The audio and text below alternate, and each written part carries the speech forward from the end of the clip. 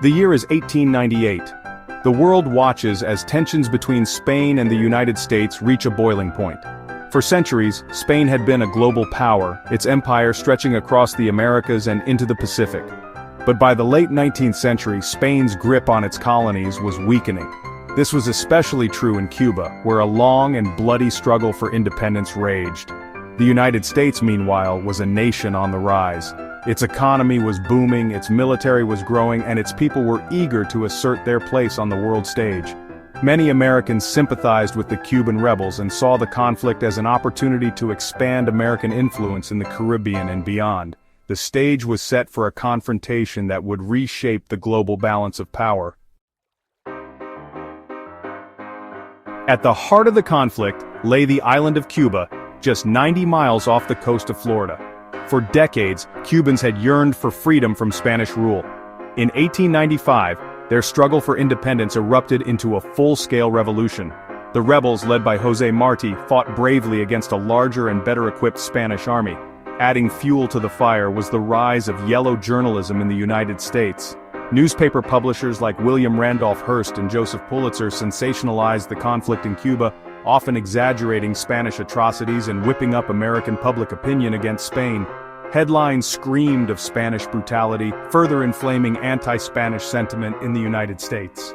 The combination of Cuban aspirations for freedom, American sympathy for the rebels, and the inflammatory tactics of the press created a tinderbox atmosphere. On the evening of February 15, 1898, the American battleship USS Maine exploded in Havana Harbor, Cuba. The blast ripped through the ship, killing 266 American sailors. The cause of the explosion remains a mystery to this day. However, in the charged atmosphere of the time, the American public immediately blamed Spain. "Remember the Maine, to hell with Spain," became a rallying cry across the nation. The newspapers, fueled by yellow journalism, published inflammatory accounts blaming Spain for the disaster. Public pressure mounted on the U.S. government to take action. On April 25, 1898, the United States declared war on Spain, marking the beginning of the Spanish-American War. The war's primary focus was the Caribbean, particularly Cuba. American troops landed on the island in June 1898, aiming to drive out the Spanish forces and secure Cuban independence. The most famous battles of the war took place in Cuba. At San Juan Hill, a force of American soldiers, including Theodore Roosevelt's Rough Riders, charged up the heavily fortified heights, securing a decisive victory. Another key battle unfolded at Caney, where American troops faced fierce resistance from Spanish defenders. The American victory at Caney helped pave the way for the capture of the strategically important city of Santiago de Cuba. Beyond Cuba, American forces also invaded Puerto Rico, another Spanish colony in the Caribbean. Section 5. Across the Pacific. While battles raged in the Caribbean, another theater of war unfolded thousands of miles away in the Pacific. There, the United States had its sights set on the Philippines, another Spanish colony. On May 1, 1898, the U.S. Navy's Asiatic Squadron, commanded by Commodore George Dewey, engaged Spanish forces in Manila Bay. The ensuing Battle of Manila Bay was a stunning American victory. Dewey's fleet destroyed the Spanish squadron, effectively crippling Spain's ability to defend the Philippines. American troops, aided by Filipino revolutionaries fighting for their own independence from Spain, captured the city of Manila on August 13, 1898. The fall of Manila marked the end of major fighting in the Pacific. Section 6. The Spoils of Victory. After a brief but decisive conflict, Spain sued for peace. The Treaty of Paris, signed in December 1898, officially ended the Spanish-American War. The treaty had significant consequences for both Spain and the United States. For Spain, it represented a humiliating defeat and the end of its once vast global empire. The United States emerged from the war as a rising world power with newly acquired territories in the Caribbean and the Pacific. Under the terms of the treaty, Spain ceded Cuba, Puerto Rico, and Guam to the United States.